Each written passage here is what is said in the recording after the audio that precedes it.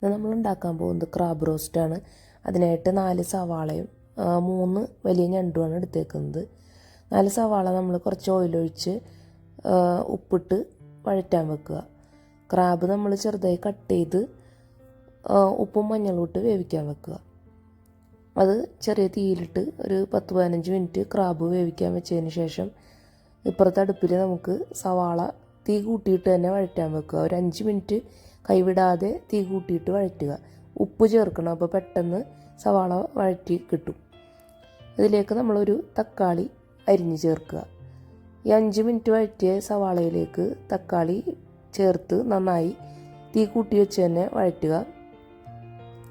അതിനുശേഷം പൊടികളൊക്കെ ചേർക്കാം.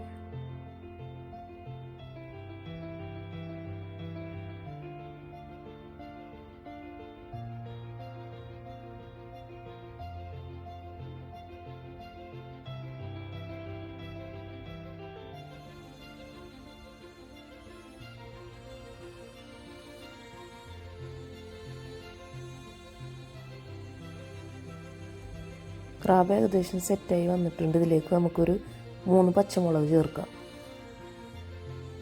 ഇടയ്ക്ക് ഇളക്കി കൊടുക്കണം ക്രാബ്, അല്ലെങ്കിൽ ചിലപ്പോൾ അടി പിടിക്കാൻ ചാൻസ് ഉണ്ട് ചട്ടിയിലായതുകൊണ്ട്.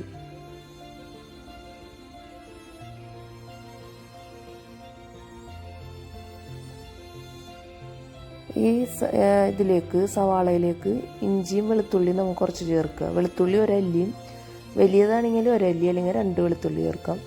ഇഞ്ചി ഒരു ചെറിയ കഷ്ണം, രണ്ടും ചതച്ചാണ് ചേർത്തേക്കുന്നത്. ഇളക്കി നമുക്ക് തീ ചെറുതാക്കിയിട്ട് കുറച്ച് നേരം കൂടെ കുക്ക് ചെയ്യാം.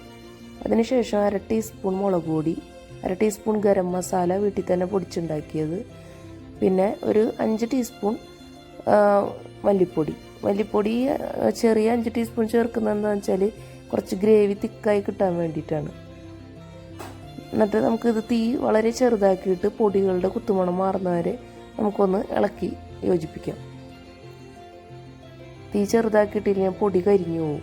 അപ്പോൾ നമ്മുടെ ഞണ്ട് ഏകദേശം കുക്കായിട്ടുണ്ട്. അതിലേക്ക് നമുക്ക് ഈ മസാല ചേർത്ത് നന്നായി ഇളക്കി ഒരു 15 മിനിറ്റ് സമയം വളരെ ചെറിയ തീയിലിട്ട് വേവിക്കാം.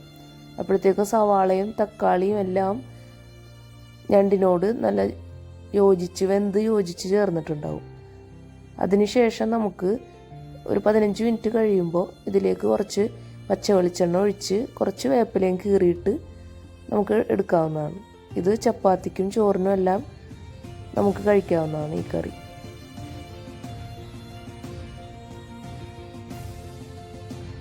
ഏകദേശം റെഡി ആയിട്ടുണ്ട് നമ്മുടെ ക്രാബ് റോസ്റ്റ്. കുറച്ചുകൂടെ ഡ്രൈ ആക്കണമെങ്കിൽ നമുക്ക് ഡ്രൈ ആക്കാം. തീ കൂട്ടിയിട്ട് ഇളക്കി കൊടുത്താൽ മതി, പെട്ടെന്ന് തന്നെ ഡ്രൈ ആയി കിട്ടും. ഞാനിപ്പോൾ ഇത് കുറച്ച് ഗ്രേവി പോലെയാണ് എടുത്തിരിക്കുന്നത്.